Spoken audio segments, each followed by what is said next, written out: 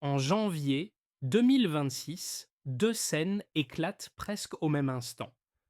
À Ouagadougou, les sirènes et les chants couvrent l'annonce d'un complot déjoué par la ferveur populaire, tandis qu'à Simonstone, les manœuvres Will for Peace 2026 donnent à l'océan un théâtre où chaque coque chinoise ou russe devient promesse de souveraineté.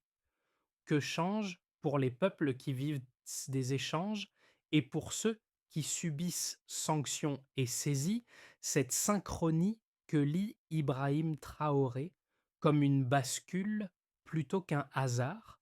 Quand la terre et la mer s'accordent, l'ancien ordre perd du terrain.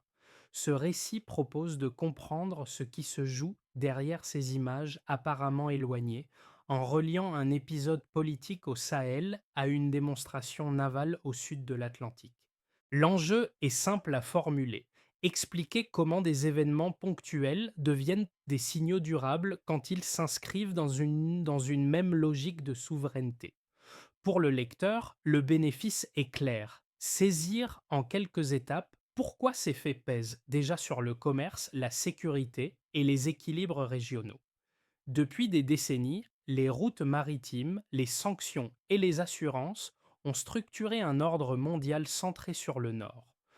Or, ce cadre commence à se fissurer lorsque de nouveaux acteurs coordonnent leurs moyens, leurs discours et leurs calendriers. L'intérêt n'est pas de célébrer une puissance émergente, mais de mesurer les conséquences concrètes d'un déplacement de centre de gravité. À travers données, chronologie et effets observables, l'analyse montrera ce que cette séquence révèle vraiment. Non une rupture spectaculaire, mais un glissement méthodique, dont les retombées touchent État, entreprises et population. La séquence paraît d'abord symbolique, mais les chiffres lui donnent un poids concret. Selon les données de l'Institut maritime africain, le tonnage combiné des flottes du BRICS plus, engagé dans les manœuvres de 2026, dépasse 350 000 tonnes, soit près du double des exercices conjoints organisés par l'OTAN dans l'Atlantique Sud 5 ans plus tôt. Dans le même temps, un rapport balance 2026 indique que la proportion de navires non occidentaux empruntant les couloirs atlantiques a progressé de 47% en un an. Ces deux indicateurs suffisent à montrer qu'il ne s'agit plus d'un simple geste politique. Ce basculement chiffré s'inscrit dans un contexte plus large. Pendant des décennies, l'Atlantique a fonctionné comme une frontière invisible, régulée par des règles, des sanctions et des assurances dominées par les puissances occidentales. Les saisies de tankers, les restrictions d'accès aux ports et les décisions financières prises à Washington ou à Londres structuraient une économie maritime asymétrique. La mer n'était pas seulement un espace de circulation, mais un levier de contrôle. À partir de 2025, cette architecture commence à se fissurer. La Chine étend sa présence navale, la Russie réactive des partenariats stratégiques et plusieurs pays du Sud répondent à l'appel, convaincus que leur survie économique dépend de routes maritimes plus autonomes. Pour Ibrahim Traoré, ce mouvement n'est ni une illusion d'équilibre, ni une provocation militaire. Il y voit la confirmation qu'un vent de bascule souffle du Sahel jusqu'aux océans. Cette lecture relie directement la terre et la mer. Les mines, les céréales et l'énergie circulent par ces voies bleues désormais disputées. Chaque destroyer chinois ou frégate iranienne devient alors un maillon d'une doctrine plus large, où la souveraineté ne se proclame pas, mais se sécurise par la continuité des échanges. Le décor est posé, derrière la mise en scène navale, une transformation structurelle est déjà à l'œuvre. Pour comprendre comment cette dynamique abstraite se traduit concrètement, il faut suivre les trajectoires humaines qui l'accompagnent. À Ouagadougou, les images du complot déjoué ne montrent pas seulement une crise sécuritaire évitée, mais une mobilisation spontanée qui redéfinit le rapport entre pouvoir et population. Des femmes, des jeunes, des travailleurs précaires occupent l'espace public sans coordination apparente, mais avec un message clair. La souveraineté ne se délègue plus. Dans ce moment, Ibrahim Traoré apparaît moins comme un chef militaire que comme un point de convergence. Son silence au balcon, rapporté par plusieurs témoins, contraste avec les codes habituels du discours politique. L'effet est immédiat. La tension retombe, le scénario d'intervention étrangère s'effondre, et l'événement bascule du registre sécuritaire vers celui du symbole collectif. Ce choix d'incarnation, sobre et calculé, marque les premiers effets d'une doctrine qui privilégie la légitimité populaire à la démonstration de force. Les répercussions dépassent rapidement la capitale. Dans d'autres villes sahéliennes, l'épisode est commenté comme une preuve que la stabilité peut aussi naître de l'adhésion sociale. Parallèlement, sur le front maritime, les manœuvres observées à Simonstown sont perçues par des acteurs économiques africains comme un signal rassurant. Des opérateurs portuaires et des exportateurs y voient la promesse de routes plus sûres, donc de coûts logistiques mieux maîtrisés. Ces impacts précoces Akanen restent limités et fragiles, mais ils installent un lien inédit entre récits politiques et attentes économiques. En quelques jours, une idée circule. La souveraineté n'est plus seulement une affaire de frontières terrestres, elle commence à produire des effets tangibles sur la vie quotidienne et les échanges. La séquence s'enclenche avant même que le monde ne relie les points. À la veille du 3 janvier 2026, des rumeurs d'attentats circulent dans certains cercles militaires à Ouagadougou. Elles évoquent une opération rapide destinée à décapiter le commandement, semer la panique et ouvrir la voie à une intervention extérieure. Les cibles sont précises: une résidence présidentielle, un site de drone, des points névralgiques du pouvoir.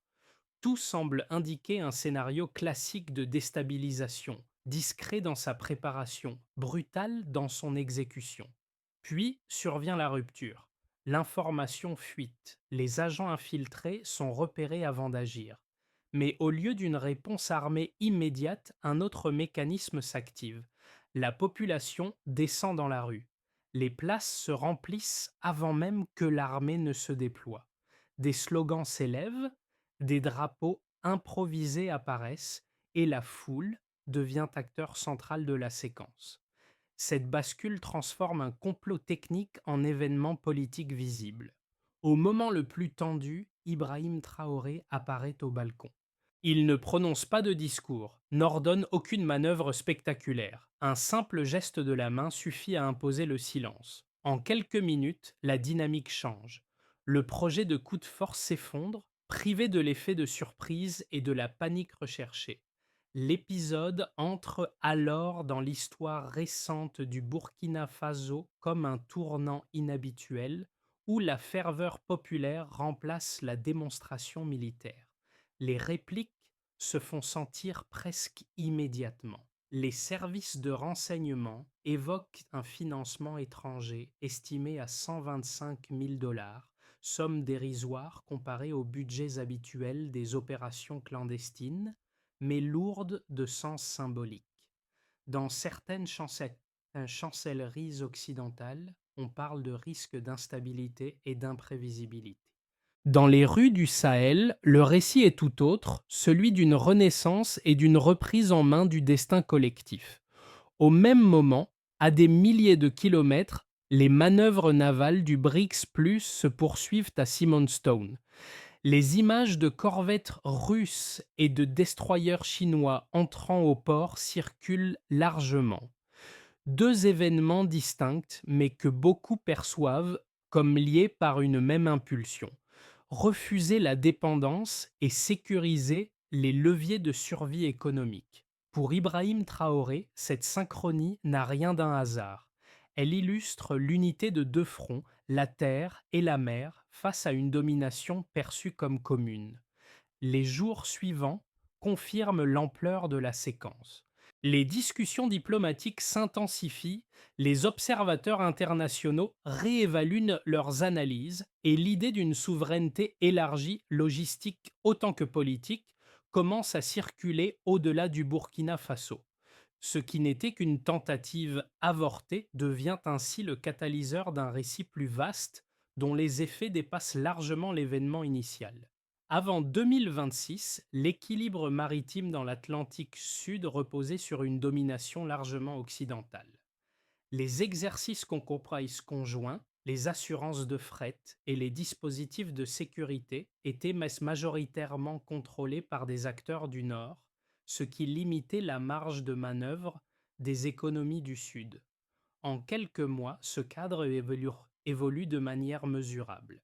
La première bascule concerne la densité stratégique, le tonnage cumulé des flottes du BRICS+, engagées dans les manœuvres de 2026, dépasse 350 000 tonnes, contre environ la moitié lors d'exercices comparables 5 ans plus tôt. Ce delta indique un changement d'échelle, pas seulement un geste symbolique. Le second indicateur porte sur les flux, le rapport. Balance 2026 souligne que la proportion de navires non occidentaux traversant les couloirs atlantiques a augmenté de 47% en un an.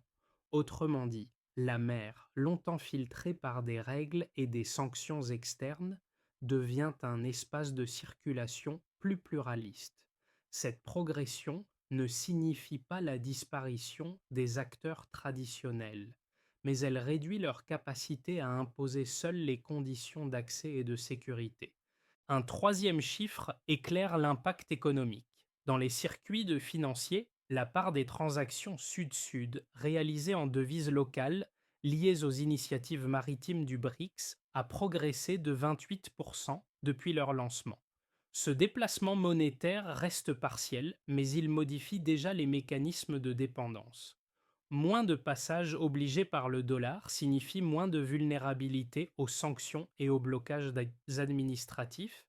Ces données prennent sens lorsqu'on les relie aux choix politiques. Pour Ibrahim Traoré, les chiffres ne sont pas des trophées, mais des preuves. Ils montrent que la souveraineté ne se décrète pas. Elle se construit par des corridors sécurisés, des partenariats techniques et une continuité logistique. Chaque point de pourcentage traduit une respiration économique supplémentaire pour des pays longtemps enclavés ou dépendants. Loin d'un affrontement militaire direct, ces évolutions dessinent une concurrence de modèles. D'un côté, une puissance mesurée en volume financier et en capacité technologique centralisée. De l'autre, une force évaluée en coordination, en accès partagé et en résilience collective. Les chiffres ne discoquent pas que l'ancien ordre a disparu, mais qu'il n'est plus exclusif. Enfin, l'effet le plus discret apparaît dans la perception. Pour les acteurs économiques africains, ces indicateurs réduisent l'incertitude. Pour les institutions financières internationales, ils signalent une fragmentation potentielle. Entre ces deux lectures, une réalité s'impose. La mer devient un espace où les rapports de force se lisent désormais dans les données autant que dans les discours. Les observateurs sceptiques avancent d'abord un argument de supériorité structurelle. Selon eux, les flottes occidentales conservent un avantage décisif en nombre de bâtiments, en capacité de projection et en technologies embarquées. Les manœuvres observées à Simonstown, limitées à quelques dizaines de navires, ne pourraient donc rivaliser durablement avec des dispositifs comme ceux de l'OTAN. Dans cette lecture, l'initiative du Sud relèverait davantage de la démonstration politique que d'un véritable rééquilibrage stratégique. Un second argument porte sur la dépendance économique. Les critiques soulignent que nombre de pays engagés restent tributaires de technologies, de composants et de financements venus du Nord. Sans accès continu à ces ressources, toute tentative d'autonomie maritime serait condamnée à s'essouffler. Les corridors sécurisés ne suffiraient pas à compenser une éventuelle rupture d'approvisionnement ou un durcissement des sanctions. Ces objections reposent sur des constats réels, mais elles manquent une dimension essentielle du changement en cours. La réponse d'Ibrahim Traoré ne vise pas la parité militaire, mais la transformation du critère de puissance. Il ne s'agit pas de remplacer une hégémonie par une autre, mais de réduire la capacité d'un seul bloc à imposer ses règles. Dans ce cadre, la coordination compte parfois davantage que la supériorité brute. Les données nuancent aussi l'argument de dépendance. La Chine fournit aujourd'hui environ 60% des composants électroniques utilisés dans certains systèmes de drones sahéliens, tandis que l'Inde participe à la maintenance des réseaux de communication liés aux initiatives maritimes. Cette diversification ne supprime pas toute vulnérabilité, mais elle redistribue les leviers de contrainte. La dépendance ne disparaît pas, elle change de direction. Enfin, l'approche pragmatique adoptée sur le terrain affaiblit l'idée d'un simple effet d'annonce. Des accords bilatéraux, l'ouverture de ports et la mise en place de dispositifs de surveillance côtière traduisent une continuité d'action. Là où les sceptiques voient une illusion de symétrie, les partisans d'Ibrahim Traoré observent une rupture philosophique. La souveraineté mesurée en cohésion et en capacité à maintenir des flux vitaux. Ce constat marque un changement de focal décisif. Jusqu'ici, la souveraineté africaine s'était pensée d'abord en termes territoriaux, de frontières terrestres et de contrôle sécuritaire interne. Or, la séquence de 2026 révèle que le point de bascule se situe ailleurs, dans la capacité à protéger et organiser les flux invisibles qui conditionnent l'économie. Ce déplacement du centre de gravité redéfinit la nature même du rapport de force. Pour Ibrahim Traoré, cette révélation n'est pas théorique. Elle explique pourquoi des événements apparemment disjoints, une mobilisation populaire à Ouagadougou et des manœuvres navales à Simonstown, relèvent d'une même logique. La terre assure la légitimité politique, la mer garantit la continuité matérielle. Sans accès sécurisé aux routes maritimes, toute indépendance reste vulnérable aux pressions extérieures. Ce moment central clarifie aussi les inquiétudes exprimées par certains partenaires africains. Le risque n'est plus seulement militaire, il devient logistique. Qui contrôle les ports, les couloirs de navigation et les assurances contrôle la durée des crises et la vitesse des échanges.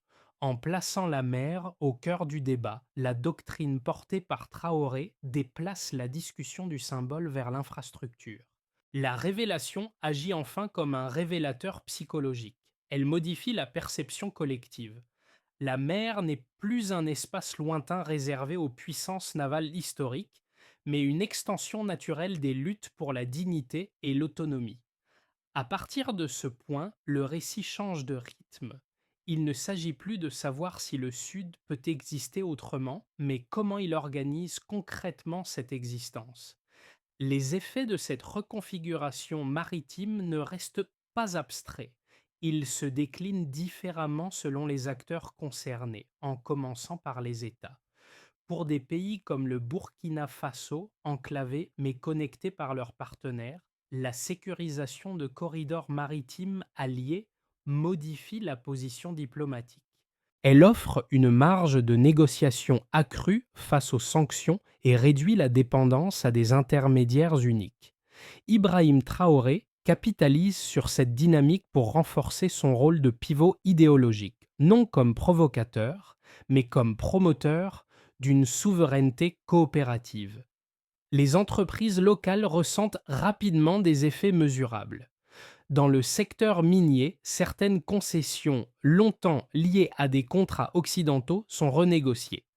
Les données issues des accords récents indiquent que la part des revenus revenant aux acteurs nationaux dépasse désormais 40%, contre environ 10% auparavant. Parallèlement, L'ouverture de routes maritimes protégées entraîne une baisse des coûts de transport estimée à 15%, un soulagement notable pour des économies fragiles. Toutefois, cette transition provoque aussi des retraits. Plusieurs multinationales préfèrent même suspendre leurs activités, redoutant des représailles politiques ou fiscales. Du côté des populations, l'impact est plus diffus mais tout aussi réel. Dans les villes sahéliennes, la perception du monde extérieur change.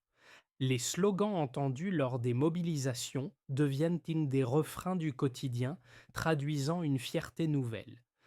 Mais cette fierté cohabite avec des inquiétudes concrètes: inflation, tensions sur les importations et menaces de blocus énergétique.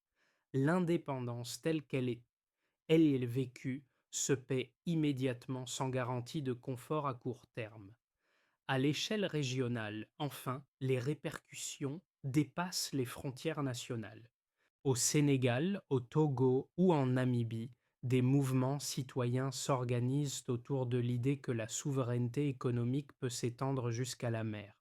Cette diffusion crée un effet d'entraînement, mais aussi des lignes de fracture. Certains gouvernements adoptent une posture prudente, craignant de compromettre leurs relations traditionnelles avec le Nord. D'autres observent attentivement, prêts à ajuster leur stratégie si les bénéfices se confirment. Ces conséquences multiples dessinent un paysage contrasté. La dynamique portée par Ibrahim Traoré ouvre des opportunités tangibles, mais elle expose aussi à des chocs d'ajustement. À ce stade, une chose devient claire: la transformation en cours n'est ni uniforme ni indolore. Elle redistribue les cartes sans garantir encore l'équilibre final. À l'horizon des prochains mois, trois trajectoires plausibles se dessinent sans qu'aucune ne puisse être assignée avec certitude. D'abord, un scénario de base prolonge les tendances observées. Les manœuvres navales du BRICS Plus se poursuivent sous un format élargi, les corridors sécurisés gagnent en continuité et les tensions diplomatiques avec les capitales occidentales demeurent contenues. Les échanges sud-sud progressent de manière graduelle, tandis que les mécanismes de sanctions s'adaptent sans provoquer de rupture brutale. Dans ce cadre, le Burkina Faso consolide une posture de cohérence stratégique plus idéologique que militaire et stabilise ses partenariats. Ensuite, un scénario plus optimiste repose sur un effet d'entraînement. De nouveaux États rejoignent les dispositifs maritimes coopératifs apportant ressources, ports et capacités logistiques. Des cadres légaux régionaux émergent, reconnaissant une souveraineté maritime partagée et facilitant l'assurance des flux. Les marchés du Sud gagnent en prévisibilité, ce qui réduit les coûts et attire des investissements ciblés. Dans cette hypothèse, la doctrine défendue par Ibrahim Traoré devient exportable au-delà du Sahel, non comme modèle unique, mais comme méthode de coordination pragmatique. Enfin, un scénario plus pessimiste anticipe une réaction plus dure des puissances établies. Des sanctions financières supplémentaires compliquent l'accès au financement, les chaînes d'approvisionnement se tendent et les initiatives maritimes sont requalifiées comme militarisation déguisée. Une campagne d'influence fragilise la cohésion du bloc, nourrissant des tentations de repli national. Les gains économiques se ralentissent et les populations ressentent davantage les coûts de l'ajustement, accentuant les tensions sociales. Entre ces trois voies, la réalité pourrait osciller. Aucun scénario n'annule totalement les autres, et des éléments de chacun peuvent coexister selon les régions et les secteurs. La variable décisive reste la capacité à transformer l'élan politique en structure durable, capable d'absorber les chocs sans renier l'objectif de souveraineté. La recommandation de lecture est donc prudente. Observez les indicateurs de continuité plutôt que les annonces, et jugez la trajectoire à l'aune des flux maintenus. Si les corridors tiennent, le mouvement persiste. S'il se fragmente, le récit changera de nature. Pour le lecteur, ces évolutions ne relèvent pas uniquement de la géopolitique abstraite. Elles produisent des effets concrets selon les positions sociales et économiques. Pour les travailleurs et consommateurs, la reconfiguration des routes maritimes influence directement les prix, la disponibilité des produits et la stabilité des emplois liés au commerce et au transport. Une baisse des coûts logistiques peut alléger certaines pressions, mais des tensions d'approvisionnement peuvent aussi provoquer des hausses ponctuelles, ressenties immédiatement dans les marchés locaux. Pour les entrepreneurs et PME, l'enjeu est celui de l'accès. Des corridors plus sécurisés et des partenariats sud-sud ouvrent des débouchés jusque-là difficiles à atteindre. Cependant, cette ouverture exige une capacité d'adaptation rapide. Nouvelles normes, nouveaux partenaires et parfois des financements moins familiers. Ceux qui anticipent ces changements peuvent y trouver des opportunités tandis que les autres risquent de subir l'incertitude. Les jeunes et étudiants perçoivent différemment cette séquence. Elle alimente un imaginaire de possibilités, où la souveraineté ne se limite plus à un discours politique, mais se traduit par des métiers, des formations et des échanges internationaux. Dans ce cadre, Ibrahim Traoré incarne moins une figure lointaine qu'un repère symbolique, associé à l'idée que les trajectoires individuelles peuvent donc s'inscrire dans un projet collectif plus large. Enfin, pour les diasporas, ces mutations redéfinissent le lien au pays d'origine. La circulation des biens et des capitaux, facilitée ou compliquée selon les scénarios, influence les transferts et les investissements familiaux. Le lecteur se trouve ainsi au croisement de ces dynamiques. Comprendre ces mécanismes, c'est mieux évaluer comment des décisions prises à l'échelle des États se répercutent dans la vie quotidienne, parfois de manière discrète mais durable. À ce stade, la question n'est plus de savoir si l'élan existe, mais comment il peut être structuré sans se diluer. Une feuille de route pragmatique se dessine autour de plusieurs axes complémentaires. Le premier consiste à consolider les corridors maritimes sécurisés. Les manœuvres conjointes doivent évoluer vers un mécanisme permanent de veille, de secours et d'escorte, placé sous un mandat multilatéral africain afin de limiter les accusations de militarisation unilatérale. Le deuxième axe porte sur la formation et la capacité humaine. La création d'une école maritime régionale reliant les académies du Cap, de Luanda et de Dakar permettrait de former des officiers, des ingénieurs et des logisticiens capables de défendre les flux tout en développant une flotte marchande compétitive. Sans compétences locales, la souveraineté resterait dépendante d'expertises extérieures. Un troisième levier concerne le cadre économique des juridiques. L'institutionnalisation d'une charte des ressources souveraines garantirait que toute exploitation, terrestre ou maritime, reste majoritairement détenue par les citoyens des pays concernés. Ce principe vise à transformer la protection des routes en bénéfice durable pour les économies nationales. Enfin, la mise en place d'un réseau de communication sud-sud faciliterait le partage de données, d'innovation et de signaux d'alerte, en contournant les filtres médiatiques dominants. Pour Ibrahim Traoré, cette architecture n'est pas idéologique. Elle repose sur une logique d'actes continus, mesurables et ajustables. Cette feuille de route exige du temps, de la discipline et un équilibre constant entre ambition et prudence. Mais elle offre une cohérence rare entre le discours et la méthode, condition essentielle pour transformer un moment politique en trajectoire durable. Lorsque le récit revient aux images initiales, un détail prend une autre épaisseur. À Simonstown, au crépuscule, les coques métalliques reflètent la lumière comme des miroirs, non d'une victoire acquise, mais d'une idée en train de prendre forme. Ce motif répond à celui des rues de Ouagadougou, pleines de voix et de gestes ordinaires. Entre ces deux scènes, un fil s'est tendu reliant dignité vécue et organisation concrète. Ibrahim Traoré apparaît alors moins comme un stratège solitaire que comme le témoin d'un basculement collectif. Ce qu'il a semé au cœur du Sahel, la conviction que la souveraineté peut devenir un système et non un slogan, a trouvé un prolongement inattendu dans l'océan. La mer, longtemps perçue comme lointaine, devient une extension du quotidien pour des peuples qui ne l'ont parfois jamais vue. Le rappel est essentiel, rien n'est figé.